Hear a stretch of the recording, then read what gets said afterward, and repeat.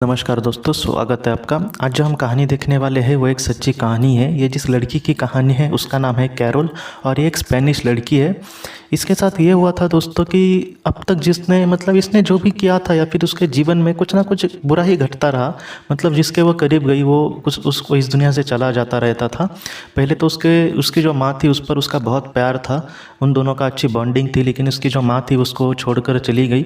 बाद में कैरोल ने लव मैरिज की थी अपने एक दोस्त के साथ और उसका जो पति था वो भी बहुत अच्छा था। कैरोल उसके साथ एक अच्छी ज़िंदगी बिता रही थी, लेकिन शादी के बाद दोस्तों 3 साल के बाद वो भी इस दुनिया से चला गया। कैरोल एक पूरी तरह से टूट गई क्योंकि उसको ये पता था कि अब फिर से वो किसी के साथ शादी नहीं कर सकती, क्योंकि वो अब घबराने लगी थी कि वो किसके भी करीब जाएगी तो वो इस दुनिया से चला जाएगा और पूरी तरह से दुखी थी इन सारी चीज़ों के लिए।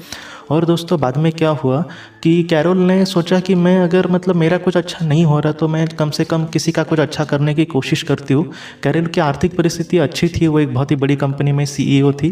तो बाद में कैरोल ने ये किया दोस्तों कि एक खुद के फंड से या फिर गवर्नमेंट की थोड़ी सी मदद लेकर उसने एक अपना चैरिटेबल ट्रस्ट खोला और वहाँ पे कुछ बच्चों को शिक्षा या फिर जो एकदम जो विकलांग बच्चे होते हैं, जो गरीब बच्चे होते हैं, उनको अपने हिसाब से उसने कुछ टीचर्स को हायर करके उनको शिक्षा देने की कोशिश की और वो भी फ्री में।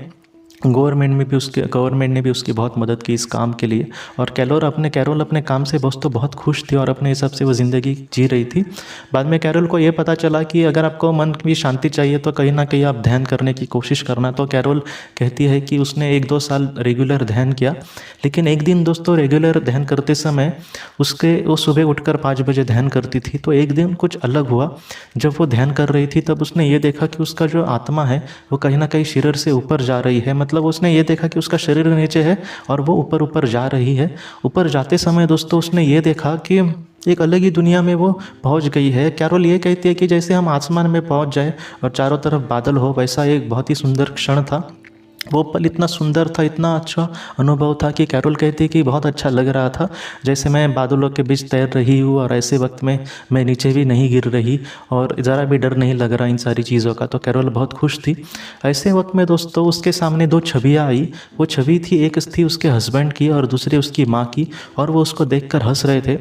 देखिए दोस्तों, मैंने पहले भी कहा था कि टेलीपैथी के जो संदेश होते हैं वो दिखते नहीं, लेकिन जितना शब्द हमारे पास इतने जिस गंभीरता से या फिर जिस स्ट्रांगता से आते नहीं, उतना मजबूती से वो टेलीपैथी के संदेश होते हैं। कैरोल को उन दोनों ने कहीं ना कहीं एक ऐसे संदेश भेजे कि तुम जो भी काम कर रही हो उससे हम बहुत खुश हैं और तुम अपनी जीवन में बहुत ही अच्छी राह पर बढ़ रही हो। और कैरोल को ये दोस्तों सुनकर बहुत ही खुशी हुई। आप सोचिए कि आप जीवन में कहीं ना कहीं कुछ कर रहे हैं, आपको पता नहीं कि आप कितना अच्छा कर रहे हैं। ऐसे वक्त में आप जिनसे सबसे ज़्यादा प्यार करते हैं वो अगर आपसे कहे कि वो आप पर खुश है तो कितनी बड़ी बात हुई। तो कैरोल इन सारी चीज़ों से बहुत खुश हो गई और उसने कहा कि हाँ, मैं अपने जीवन में जितना हो सके ऐसा ही करने की कोशिश करूँगी। और उसके बाद कैरोल की माँ ने उससे ये कहा कि तुम्हारे आगे के जीवन के लिए हम ज़रूर तुम्हें मदद करने की कोशिश करेंगे, तुम ज़रा भी चिंता मत करना, फिलहाल जिस तुम राह पर चल रही हो बहुत ही अच्छे से चल रही हो। और इतना कह के दोस्तों वो वहाँ से एक कहीं ना कहीं एक लुप्त हो गए। और उसके हस्बैंड की भी आखिरी की जो हंसी थी दोस्तों, कैरोल ये कहती है कि वो देखकर मुझे इतना अच्छा लगा कि ऐसा नहीं लगा कि वो मुझे छोड़कर चले गए, ऐसा लगा कि कहीं ना कहीं वो मेरे साथ हमेशा है। और उसके बाद कैरोल ये कहती है कि बाद में वो अचानक उसका ध्यान खुल गया।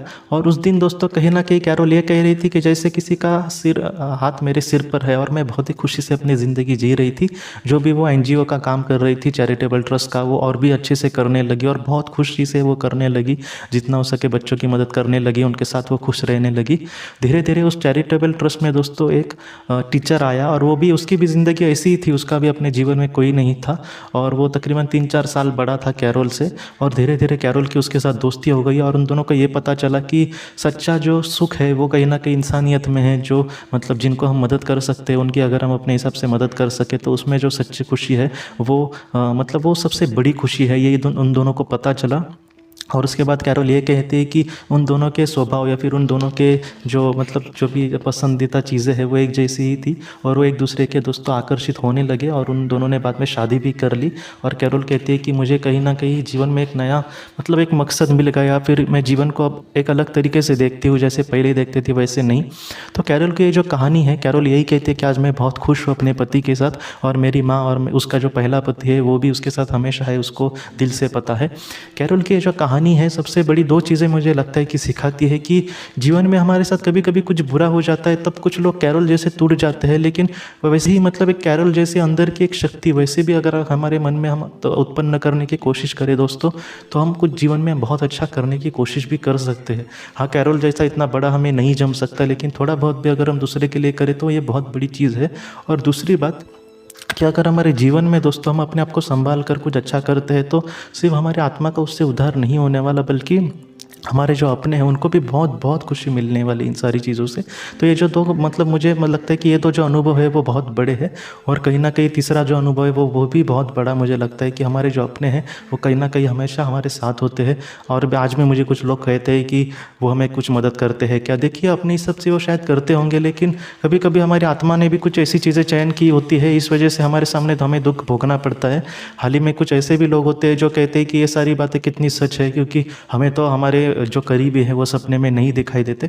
मैं आपको दिल से कहता हूँ दोस्तों, जो टेंशन में रहता है एकदम दिन भर उसी में सोच में रहता है, रोता रहता है, तो ऐसे लोगों को बहुत मुश्किल है देखना। क्यों? क्योंकि मैंने पहले भी कहा था कि जो शांत हृदय का इंसान है या फिर जो रेगुलर ध्यान करता है, मेडिटेशन करता है, तो या फिर जो प्राणायाम वगैरह करते हैं, इनका थोड़ा सा अंतर्मन धीरे धीरे जागरूक हो जाता है, तो हम उस परे की दुनिया से थोड़ा सा कनेक्ट हो पाएंगे। वो भी करके 100% हमारे सामने आएगा कि नहीं पता, लेकिन हम कोशिश कर सकते हैं। लेकिन कैरोल जैसे बहुत सारे लोगों ने अपने लोगों के अनुभव कहे हैं, ये तो बाहर के तो जाने दो, लेकिन हमारे सब्सक्राइबर परिवार के ही कितने लोगों ने मुझे अनुभव कहे हैं। देखिए दोस्तों, 1-2 इंसान कुछ झूठ बोल सकते हैं, लेकिन हम सारे लोगों को ये बोले कि मुझे नहीं दिखता मतलब ये भी झूठ बोल रहा है, ऐसा नहीं होता। सारे अनुभव सारे लोगों को नहीं हो सकते। मैंने पहले भी कहा है कि अगर आपको ऐसे अनुभव चाहिए तो जितना हो सके रेगुलर ध्यान करने की कोशिश करनी होगी।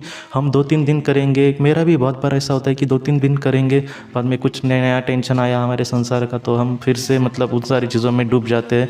तो ऐसे नहीं हो सकता है। रेगुलर हम एकाग्रता से अगर करेंगे कुछ ना कुछ हमें ज़रूर पता चलेगा, लेकिन एक होता है ना कि विश्वास के साथ करें तो अच्छा है। मैं सच कहता हूँ, ये जो अनुभव है मैं दिल से मतलब मेरा एक ही मोटिव है, और ईश्वर भी जानते हैं कि जिन्होंने किसी अपने को खोया है उनको थोड़ी सी राहत मिले, उनको ये पता चले कि उनके अपने जो है हमारे उनके साथ है। कैरोल जैसे उनके जो अपने हैं, अगर वो कुछ अच्छा करते हैं अपने जीवन में, तो उनके जो अपने हैं उनको तो उनसे भी ज़्यादा खुशी मिलने वाली है। तो कम से कम उनको खुशी मिले, इसलिए हम कुछ अच्छा करने की कोशिश करें। मेरा यही मोटिव है, बाकी दोस्तों कुछ भी नहीं है। और ईश्वर जानते हैं कि मैं कितना जितना सच्चा हूँ या फिर कितना झूठा हूँ, जितना मेरे दिल में है मैं जितना हो सके हमेशा लोगों के लिए करने की कोशिश करूँगा। तो दोस्तों, ये जो कैरोल की कहानी है वो हमें यही सिखाती है कि जीवन में हमारे जो दुख है उसमें हम अगर डूबे हैं तो जितना हो सके हम समाज में कुछ अच्छा करते हैं, ऐसा कुछ करते हैं जिससे हमारे दिल को सुकून मिलता है। तो हमारे जो अपने हैं वो भी हमेशा हमारे साथ होते हैं, और हम कुछ समाज के लिए अच्छा करते हैं निस्वार्थ रीति से, तो उनको भी बहुत इन सारी चीज़ों से खुशी मिलती है। तो ये जो संदेश है इसको लेकर हम बहुत ही अच्छे से जीवन में आगे बढ़ने की कोशिश कर सकते हैं दोस्तों। तो दोस्तों, आज की इस भाग को लेकर अगर आपके कोई भी सवाल हो तो आप ज़रूर पूछें, जितना हो सके मैं उसका आपको जवाब देने की कोशिश करूँगा। हम अपनी अगली वीडियो में मिलते हैं। आप अपने परिवार का ख्याल रखना। आपका बहुत बहुत धन्यवाद। ज़िंदगी की रोशनी ये एक कंसल्टेंसी है जो ऐसे लोगों को मदद करने की कोशिश करती है जिन्होंने किसी अपने को खोया है, या फिर जो लोग अपने जीवन में बहुत ही ज़्यादा दुखी है। जो लोग इस संस्था के साथ जुड़ेंगे उन्हें पास्ट लाइफ रिग्रेशन की ऑडियो, ध्यान करने के लिए 5 ऑडियो, 10 ऑडियो बुक्स और उसके साथ साथ PDF किताबें, मतलब ऐसी किताबें जो मोबाइल या फिर लैपटॉप या फिर कंप्यूटर पर आप पढ़ सकते हैं, ऐसी किताबें उन्हें ईमेल पर या फिर व्हाट्सएप पर भेजी जाएंगी। जो लोग इस संस्था के साथ जुड़ना चाहते हैं वो कृपया इस नंबर पर व्हाट्सएप मैसेज करें। आपका बहुत बहुत धन्यवाद।